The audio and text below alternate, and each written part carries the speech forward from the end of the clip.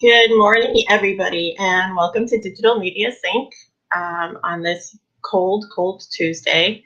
I remember several weeks ago, but I was saying how very warm it was, and now it's super cold. So here we go. This is where we are.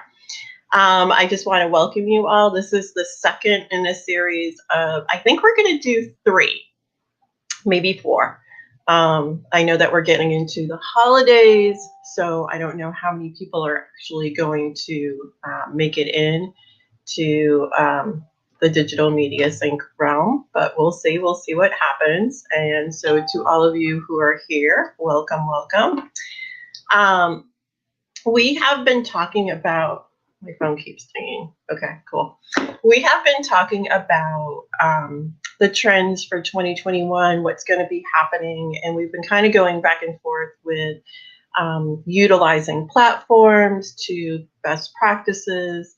And last week, I went through an article that I actually put up on the nhvknown.com website. So you can find both the video that I did, the live stream, and the article there. And we talked about probably like the 10 top trends that many experts were talking about. So today I wanted to go over, there's a publication called Social Media Examiner. And I have been following Social Media Today. So there's 2 publications, one Social Media Examiner, and then the other one is Social Media Today. And so these publications are like 10 years old. And then there's blogs like for HubSpot and Hootsuite and that sort of thing. And there's other publications as well that talk about digital media trends. So, but I wanted to take this one because this article really put things into bite-sized pieces. They've been around for a really, really long time. So I wanted to grab that. But before I do that, I want to be a good, sorry about that, a good person and take care of some admin stuff that's going on. So first and foremost, I am actually here at Known Co-working. Known Co-working is located at 139 Orange Street in New Haven. Known Co-working is open. There are dedicated desks. There are offices. The health and safety measures that they are utilizing are like way above par. I'm actually sitting in my office right now. I have the door closed. My mask is off because the door is closed. Once I get out into the main space, then I put my mask on. I'm going to go to get coffee or something like that. But it's just been really good to be able to come out of my house and be in a space where I can really focus. For those of you who want to stay online and still stay in touch, Known has, I'm going to say 4 programs right now. So the first one is the actual online co-working that we've been doing, the online networking, and that's on Mondays right now, Mondays from 3 to 5.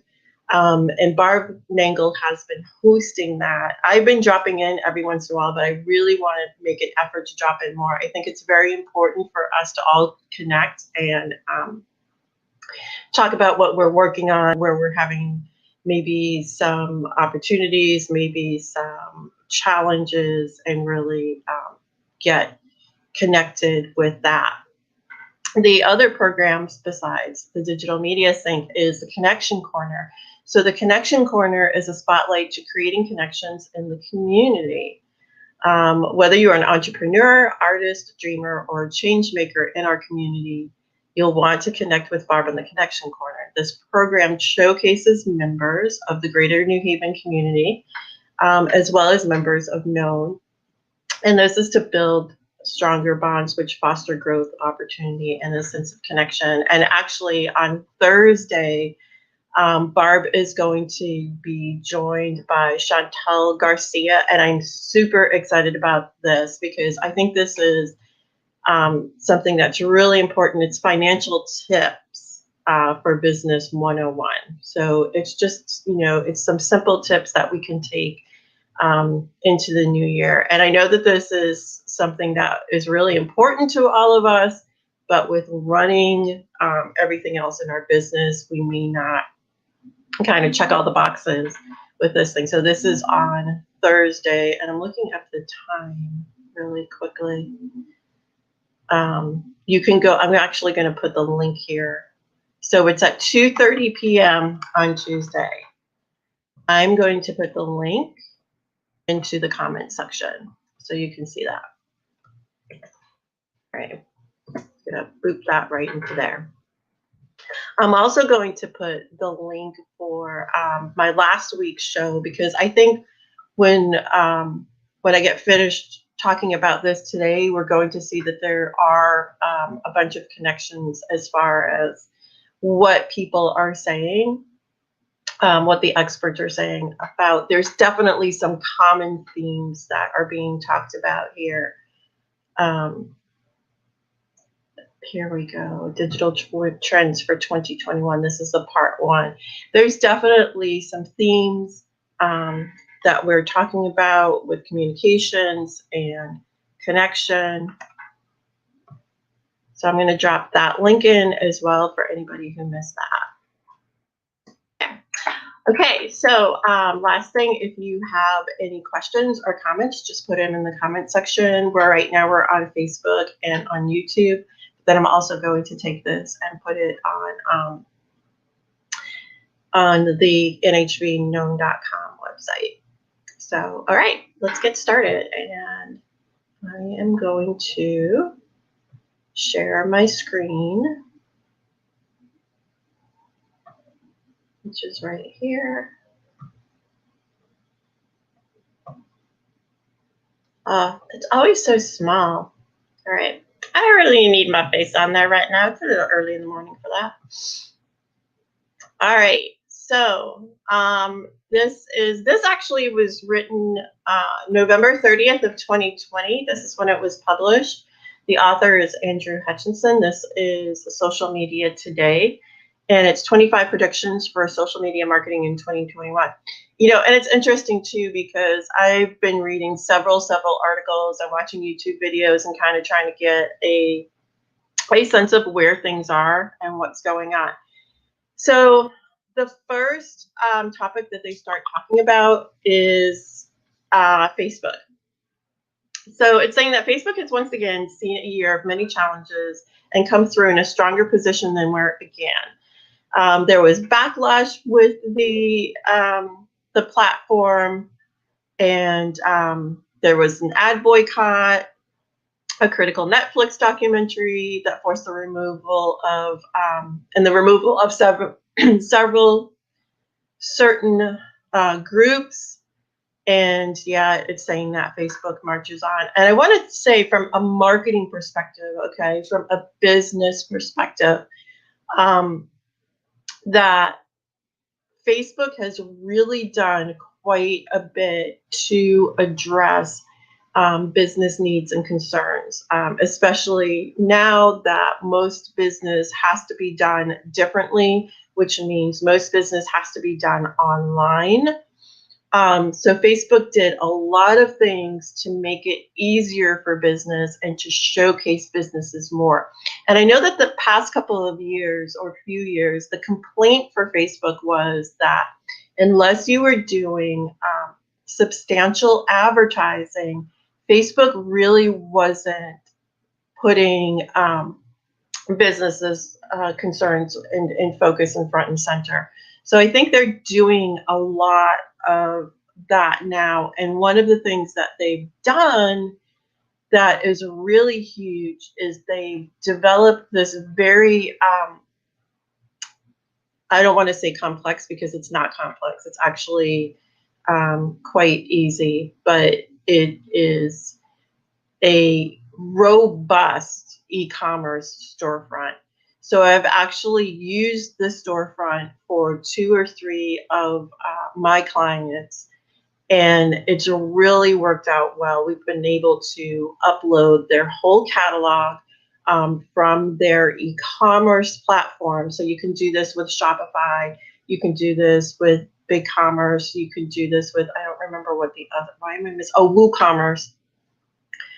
So these shopping platforms, you can take that database and upload it into Facebook, or manually upload products into Facebook, and then you can set up your shops there. You can have collections, you can feature items, and all of the information that is in your database on your website is now also on Facebook. You can also take that shop or that commerce piece of the platform and you can advertise both on Facebook and Instagram from there. So you can see it's saying here the introduction of shops on Facebook and Instagram. So it's really nice and easy to both organically post for the shops and to advertise for the shops. And I'll give you and drop another little piece of information for you here as well. If you are going to be using the e-commerce, the Facebook commerce, one of the things that they did, and I'm actually not really sure if they're doing this for every retailer, but they have offered a $300 ad credit, which I used for a couple of my clients. So maybe take a look and see if that's something that's available to you if you are utilizing, again, if you have products. So those of us who have products on Facebook, this is definitely something to take into consideration for 2021 if you haven't already utilized it, started utilizing it for 2020. So that is really, really huge. Okay. Excuse me. The other big thing that you might have seen is because Facebook owns both Instagram and WhatsApp. One of the things that they did is they merged their messaging apps. So now you can message from any one of these platforms, all three of these platforms, they're all connected together.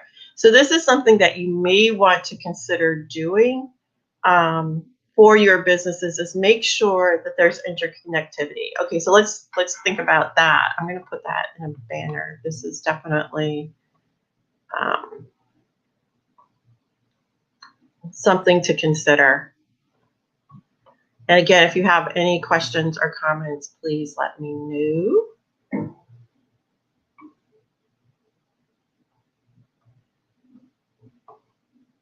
All right, so interconnectivity. This is something that I have seen a lot of in my travels around the internet, where whether it's from the same platform or it's other platforms, the ease of use of those platforms is really very important because, even though many of us may be at home, we probably have less time because we have more going on, because everything is being done in one place. So interconnectivity is really something that's very huge. So I'm going to put that banner up for now until I get to the next major point. Okay, so what this means, that the messengers being available across the platforms, that every new function introduced into any one of these apps will eventually be available to the other two. So it's not just going to be e-commerce, it's not just going to be messaging. And I have to say, from the perspective of customer service, having your messaging app be in use is super important.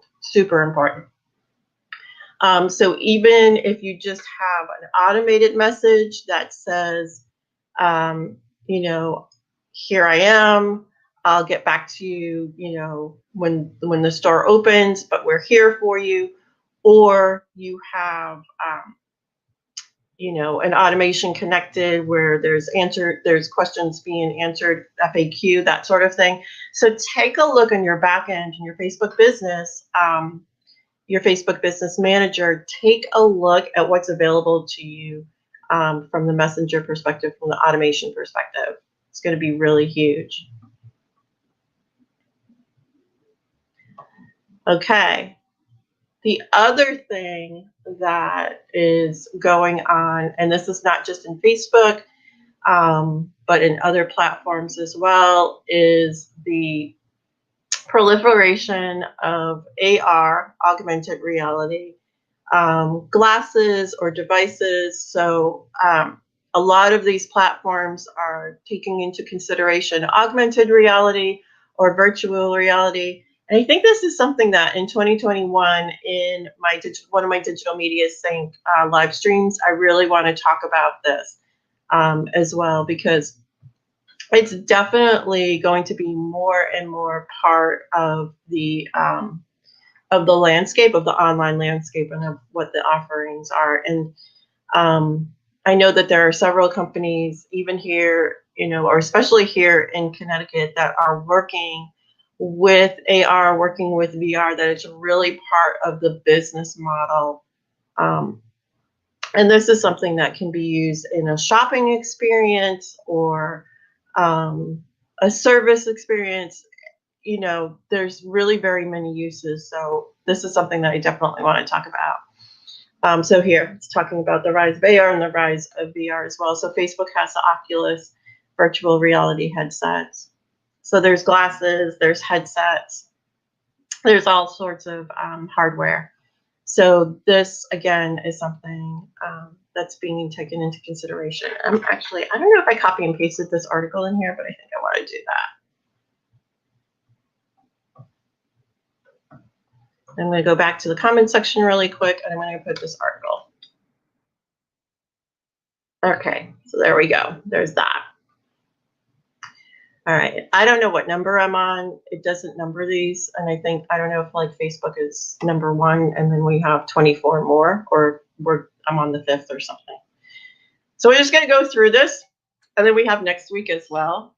And I think I'm only 17 or 18 minutes in. Boop. All right, algorithm shifts. Again, this is talking mostly about Facebook, but I think any social media platform right now is addressing feed algorithm and how people see things. And I want to just give you a little tip right now about how to utilize your Facebook feed, your personal Facebook feed. So I'm wondering if anybody, and let me know in the comment section, if anybody is experiencing when they're looking at their feeds that they might not see the most recent post on Facebook, that they're seeing things from their friends or from the news or their favorite business, that they're seeing something from 2 days ago, 3 days ago, and they're not seeing something from just like 5 minutes ago. So one of the things that you can do on mobile that you can check is there is at the top of your feed, of your news feed, there are 3 ways that they allow you to show your feed. So if you take a look at that on your mobile device, it will say trending. I think it says trending favorites. Oh no, home. So there's home, and it's just like whatever the algorithm is throwing at you. Favorites and recent. So if you're at your home screen and you start scrolling up so you can see your news feed, you'll see at the top, starting from the left-hand side, there's home, favorites, and recent. So if you pop over and click on recent, that is what it's going to give you, the most recent. So voila. And then you can actually set favorites. So again, favorite brands, favorite people in your friends and family list, and favorite news, news organizations, and you can pop that in too, and you can see what those looks like. So what it's saying here is, one of the big questions for Facebook will be how it addresses concerns about its notorious feed algorithm and whether it does anything to address concerns that it's fueled the rise of dangerous hate speech. So that's really interesting. That Social Media Today actually addresses that and actually calls out the organizations, or at least an organization that has really been mucking things up on Facebook. All right, I'm going to move on. And Social Media Today has moved on to Twitter. So it's saying that even after all these years, it's still difficult to say what Twitter is and what its key strengths are and where it will look to grow in the future. It's going to be really interesting to see if the tweets from a certain soon-to-be ex-president, if the fact that those tweets are going to go away, perhaps, who knows, at least from the official White House and the official POTUS feeds, those are going to be turned over. But he really generated a lot of news and really pointed people in the direction of Twitter.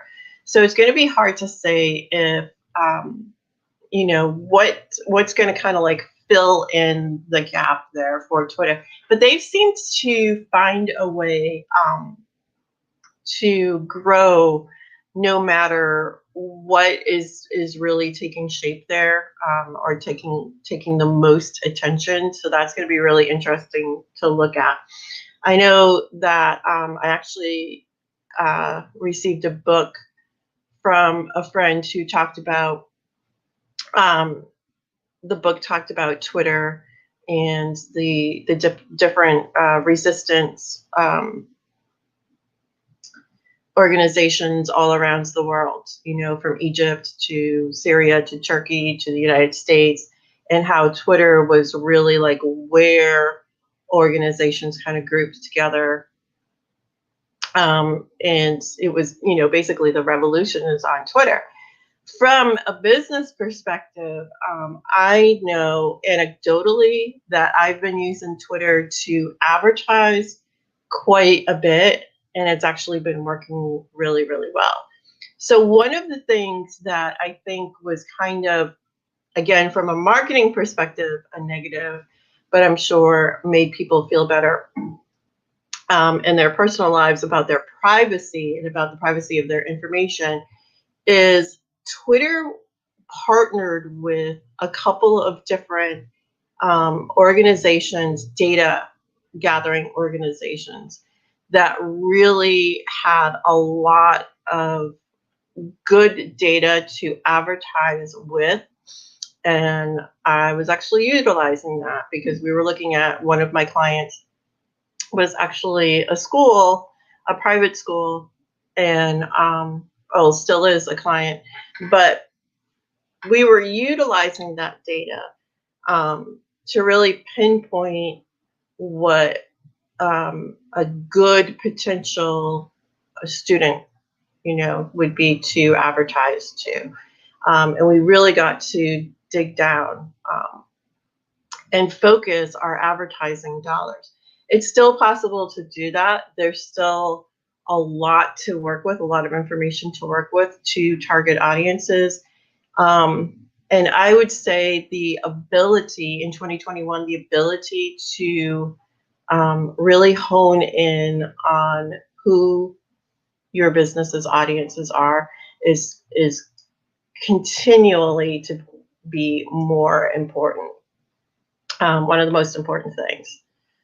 I got off Twitter a little bit, but So Twitter also has a version of stories. So stories is something that Facebook and Instagram is using, and they're just little snapshots that's kind of off center, so to speak. It's not particularly in the news feed, but it's just like a quick little snap of what's going on in a business or somebody's life. So Twitter's own version of that is called Fleets. So that is available to all users. And it's saying that over the next year, you can expect Twitter to roll out new updates for this option as it looks to tap into the rising personality of the format. So I don't know how many of you actually use stories or use fleets. And LinkedIn has something very similar now too. I think it's also called stories as well. I'm not sure. But again, these are just little, you grab a photo, you plop it into the story section or the fleet section, and then there's little icons that you can use, and it's just very quick. It's more visual than anything else, and it's just a snippet, and it gives you the opportunity as a business to have a little bit more personality, so to speak, than you would probably in the news feed. So the news feed for some businesses is all business, and then when you get to the story section, there's a little bit more humor or personality or fun or that sort of thing.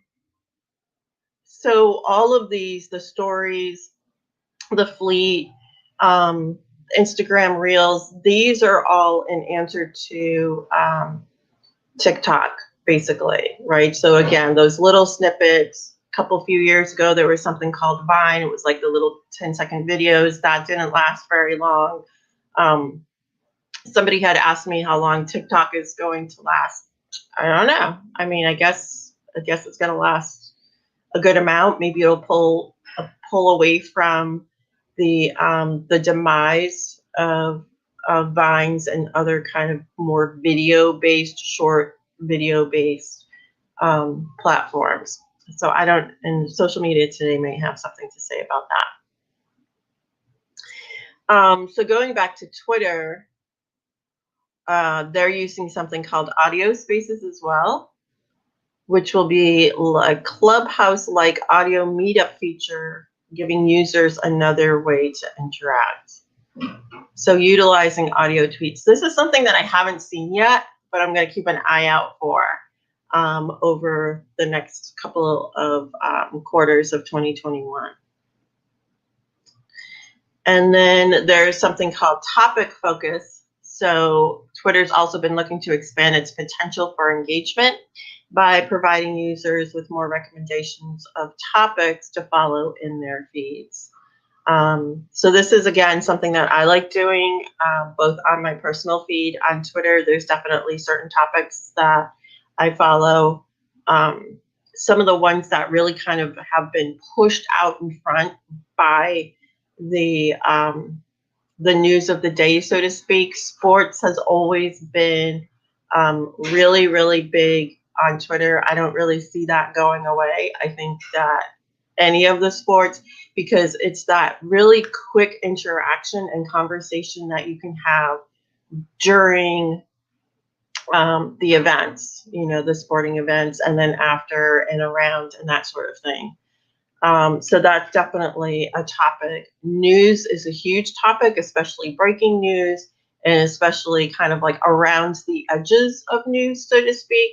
So there are those who are on Twitter who want to be the ones to quote unquote break the news. Again, whether it's real news or not real news is, up to us to kind of wade through. But news in general, sports, entertainment, so anything around television or movies or music drops or anything like that, that's all stuff that's going on Twitter. However, there are also kind of business related topics that are still going really strong. So health is one of those. Financial is another one. Art, any kind of art, and architecture as well. So there's still organization around certain industries, certain business, certain organizations. So I'm going to say I don't see Twitter going away, and Twitter is really doing a lot to try to stay relevant. Okay, so I'm going to scoot through here. All right, Instagram. I feel like Instagram, we already kind of covered Instagram. Um, because we talked about the shopping. So again, Instagram now has in-stream shopping, just as Facebook does. So you can shop and on the platform and in the platform. And this is something that I think I'm going to talk about in 2021 as well. If you go to nhbknown.com and you go to the digital media sync tab, I talk a lot about how to set up Facebook for shopping and for advertising as well. So I think Facebook and Instagram are really going to go hand in hand when it comes to that. Okay, so the variable home feed. So it's saying that this has been speculated for a while, but with the continued popularity of stories, expect Instagram to try a new approach to user home feeds in 2021. With some users set to open to a stories feed, so this means your news feed is going to look different. And they're already starting to do a little bit of that. So as you're going through your feed, both on Facebook and on Instagram, they drop in kind of like a story row as well. So you have, news item, newsfeed item, newsfeed item, and then a row of stories. So it's like it's inviting you to click on that story section and kind of flip through that, in a horizontal kind of way as well. So take a look at that. I'm actually going to skip Snapchat for now. Yeah, I said it because I'm going over to TikTok. So TikTok is interesting because it's had some ups and downs, and it really seemed like it was going to go away in the US, but apparently not. So I want to take a look at this from, a business perspective. And so here's the thing about the platforms that I'm going to say. When you think about the the younger generation, and I'm putting air quotes around that, you can't see it because I have the article up here. Now I'll do it.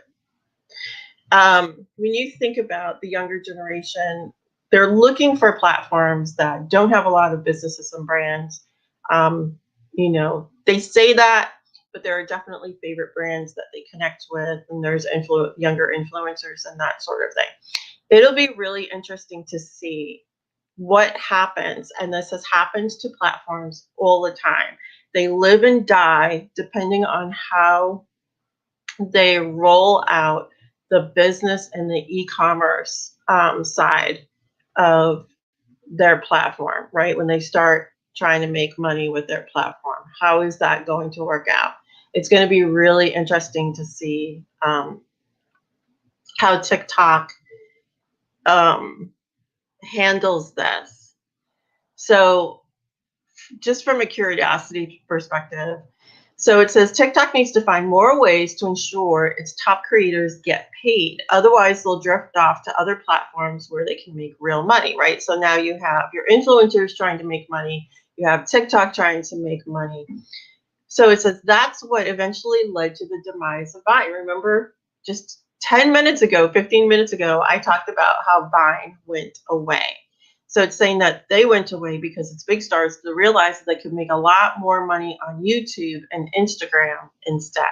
So it's going to be really interesting to see what that balance is between the content creators on TikTok and the businesses, the need for e-commerce on TikTok, if it's going to go the way of Vine or not. So the thing is right now is that TikTok is bigger than Vine ever was, right? But that doesn't mean sometimes, what is it? The higher you climb, the further you fall, I think it is. So we'll see what happens with that. But I think from a business perspective,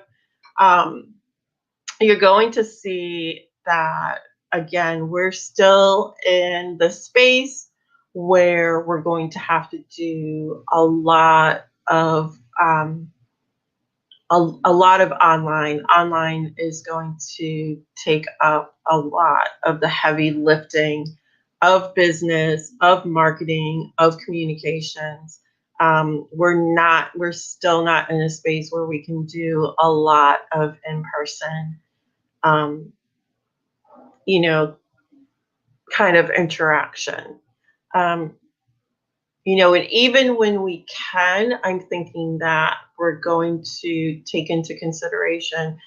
Um, I remember when I was first doing social media, you know, 20 years. No, that's not right. But when I was first doing social media, and we were talking about how it's very cyclical, right?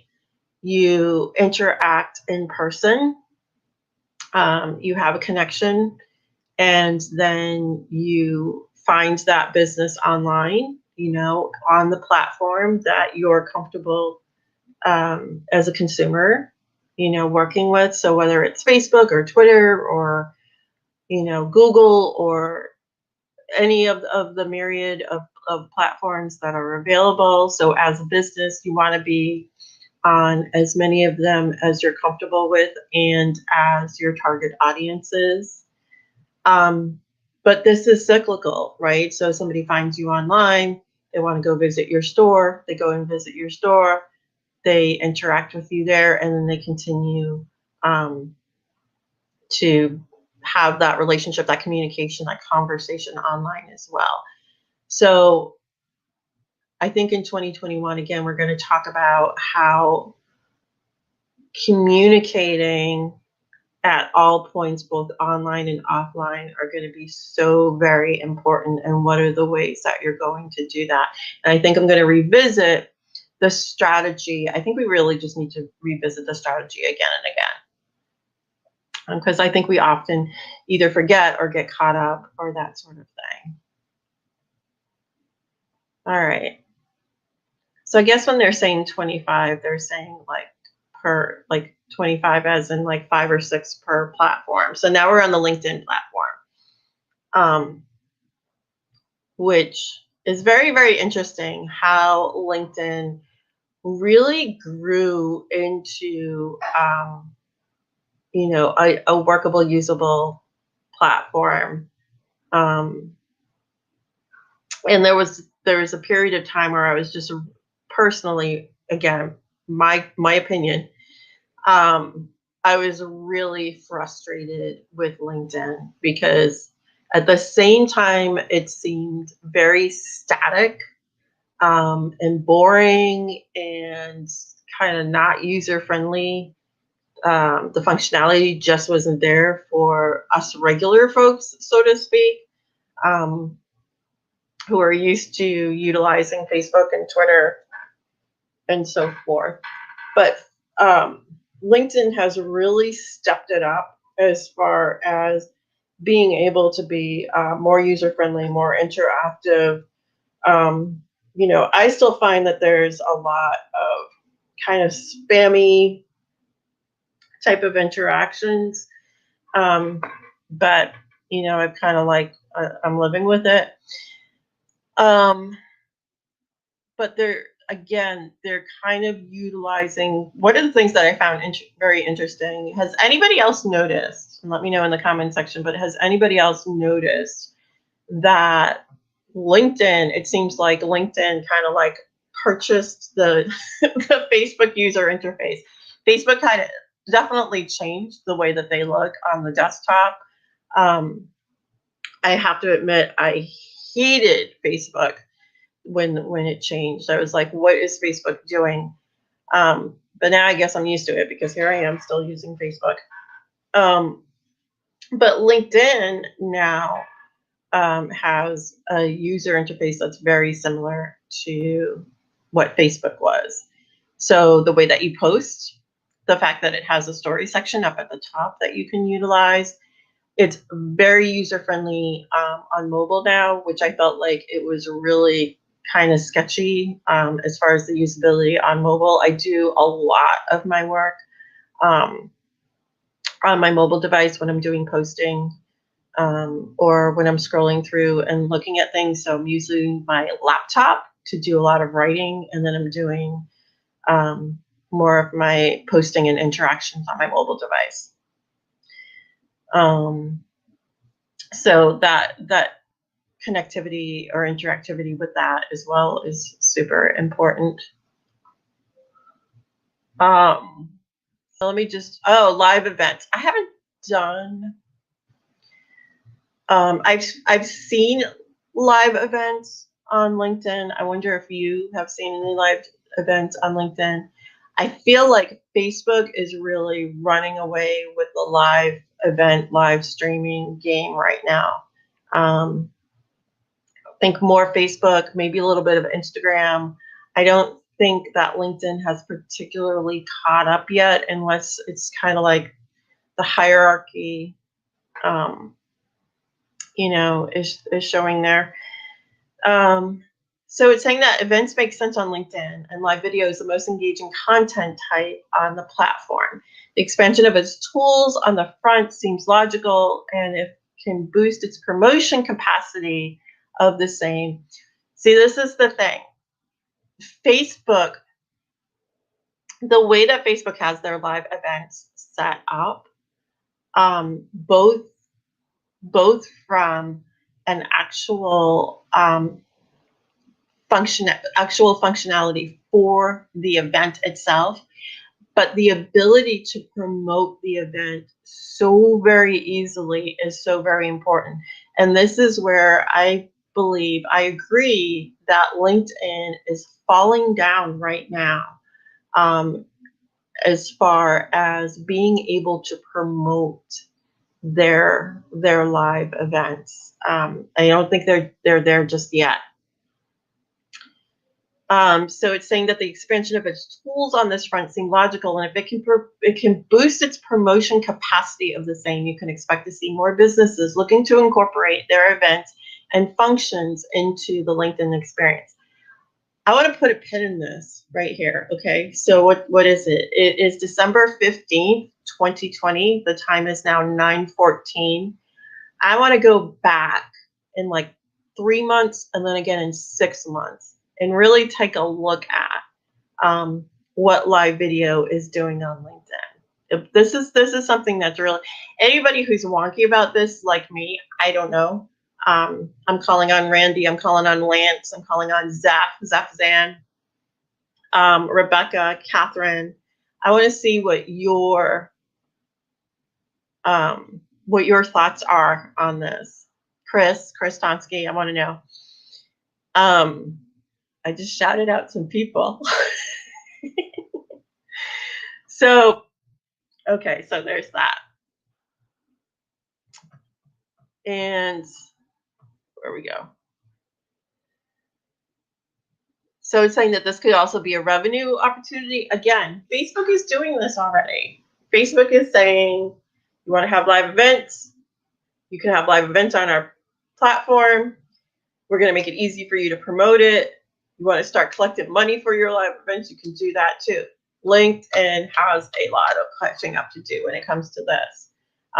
So they're starting to catch up on posting. They're starting to catch up on having different posting capabilities and being more user friendly. They're not quite there yet on the live events perspective. And then data insights. So again, LinkedIn has the largest professional and career database in history. Not going to argue with that, which gives it access to a range of in-depth insights on how to look as to how people's careers have progressed, what roles people have moved into over time, and that relates to commonalities and interests and so forth. So it'll be interesting too to see how LinkedIn utilizes this data as well. Yeah, so again, this is like a really, really wonky conversation. So I'm going to skip over that. Live streaming into LinkedIn stories. So it says LinkedIn stories remains a bit meh. It's nothing major, but it's also not a major distraction. So this is interesting too, because I've just started using LinkedIn stories for my clients that provide services, and the businesses are on LinkedIn.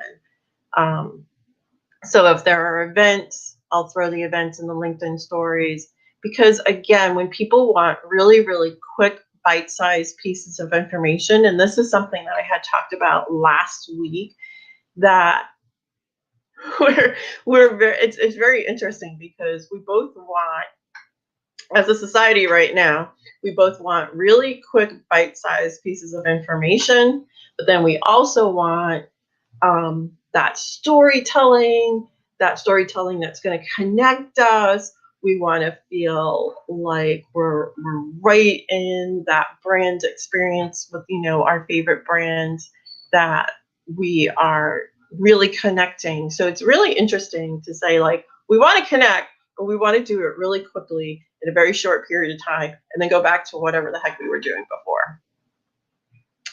Yes, humans, we are a fickle lot. Oh, we're at the end. Okay, that's perfect. So we ended up with LinkedIn. So I'm going to do this again. I'm going to drop this into the comment section, this article into the comment section.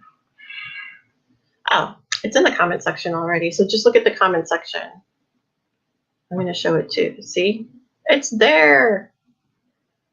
Just so you know. So it'd be interesting to see what everybody else thinks. There's definitely other marketing experts that are watching either right now or will be watching later. I'd be interested in having this conversation with you. Next week, I am going to invite my peeps online to talk about, again, more trends, what they think about what's going on. So if you see this later than December 15th, 2020, between the hours of 8:30 and 9:30 a.m., you can still put comments in the comment section. You can ask me questions. You can tell me what your thoughts, what your favorite platforms are, how you think platforms are working, what you see happening in 2021. We covered a lot of different things, so I would say take a look at both of these live streams. They are on nhbknown.com. So I want to know what you think too. And I have to say, and I mentioned this in the last Digital Media Sync as well. When we were doing this, and we've been doing this for 10 years now, we were sitting in a room, and whether there were 5 of us, 15, 25, 50, whatever it was, and we were having these conversations. So somebody would present, and or we would just converse, but it would always end up at the end, there would be Q&A, but then there would be more conversation about what these best practices are, what we're thinking about the platforms and how it helps our businesses and that sort of thing. And right now, that's definitely the kind of interaction I think, as professionals and businesses that we all need. So for me, it's very weird to be talking at people. I like talking with people. And that's another trend that's coming up, right? Is that what are the ways that we can talk with and connect with people and not feel like when we're live streaming that we're talking just to this random audience that we can't even see. It's really very weird. But I wanted to take this out of, it's definitely out of the office setting. We had it in a Zoom setting for a while. But I felt like it was important that, anybody who wanted to interact with this knowledge could do so. All right. So I am going to wrap this up for now, and everybody can get on with their day, which I'm going to do as well. Again, any questions, comments, put them in the comment section. Don't forget that on Thursday, December 17th at 2:30 p.m. We have Chantel Garcia. She's going to be talking about financial